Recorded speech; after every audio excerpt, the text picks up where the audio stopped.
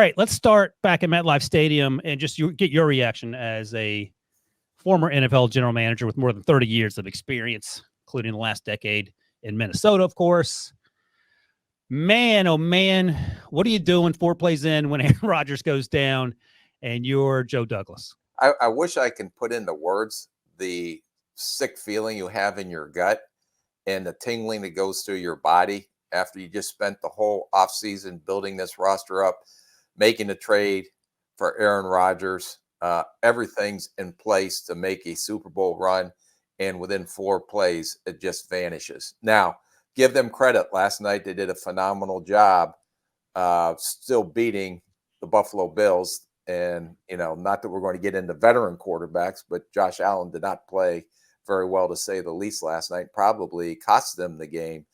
And I think going forward, once you get over that initial shock wave that goes through your body, again, a tribute to the New York Jets and finding a way after trying to deal with that emotional loss to find a way to still win that ball game last night in overtime, by the walk-off punt return for a touchdown. So, but there's a lot going on today, more time than I have for this podcast on what we're going to do going forward. But it'll be interesting to see, because you have to look whether any of these street guys out there, you're going to probably bring them in for workouts, a la Carson Wentz or maybe a Colt McCoy as a backup. But do you go after a trade? How much are you willing to give up on a trade? Because the price of tea is very expensive this time of year. Price of tea? Is that what he said? Yeah. We used to say the price of poker just went up. Yeah. So it's amazing how supply and demand are different during different times of the year. And well, let me ask you about that. Go ahead. Yeah, that I want to make a point is the New York Jets did everything to get that roster. They got a championship caliber defense. They got a perennial Pro Bowl receiver. They added Dalvin Cook to go along, and Breece Hall looked like he was back rolling again. Yes, sir. The hole in this roster, and we've talked about this, is the offensive tackle position. And if you look last night, the oldest offensive tackle in the league got the oldest quarterback in the league out probably for the year with an Achilles tendon tear. Yeah, and Mekhi Becton had some issues early on. I didn't watch him closely throughout the game, so hopefully he got better. But at this point, it doesn't matter for Aaron Rodgers' purposes. As Debo just put on the screen, if you're listening to the audio version, the Jets have made it have tweeted out that Aaron Rodgers is out for the season. So the Achilles tear is a complete tear. Not great. And you talked about the quarterback situation in terms of the backup. Zach Wilson's there. There's no other quarterback on the roster unless I'm missing one. They have is Boyle on their practice squad? Let's see. Practice squad. They have Tim Boyle. Yep. Yes, indeed. So he's on the practice squad in terms of the active roster last night, just 2 quarterbacks. Zach Wilson obviously came in. You talked about Debo's guy, Carson Wentz, which is funny because Debo's still propping him up, and Colt McCoy. And what else? Well, if you're going to go down through teams' practice squads, you're going to go on potential trades. And do you go, let's go to, for example, Debo's Philadelphia Eagles. Do you move Marcus Mariota because of the way McKee played in the preseason?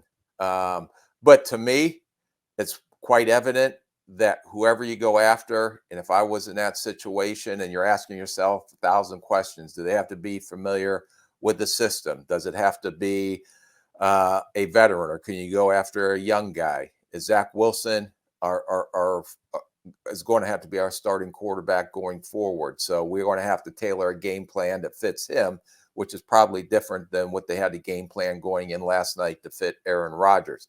But the number one priority for me is that quarterback better have some mobility, because a quarterback that is going to be a statue in the pocket with those offensive tackles, in my opinion, and they have to play, are going to have some issues. Okay, I'm going to ask you 2 questions. The first question is, tell me which of these quarterbacks you would want. And we can throw in Carson Wentz, who has some mobility. Colt McCoy can run around a little bit. But some other names that have been thrown out there, Mitch Trubisky, Jacoby Brissett, Marcus Mariota, Taylor Heineke, they all started last year for their previous teams. I don't know what the price of poker is in terms of trading for those guys. Any of those guys interest you more than the others if you're looking for a starter / backup? Yeah, that's what you're doing right now. You're doing a deep dive into all those quarterbacks, and you're having the conversations with the ownership. You're having a conversation with the head coach, with the offensive coordinator. Identify what we have to go get going forward, because without you have to know what you want to go get, and then do all the tape work on them, have the coaches look at them, and then let's do whatever we have to do, because we have a very good football team. And this was the same situation we were in with Teddy Bridgewater back in 2017. That's my next question. And we wanted to go, because of the football team that we had in place, that we went very aggressive to go get Sam Bradford. So the New York Jets, I think, have a championship caliber defense.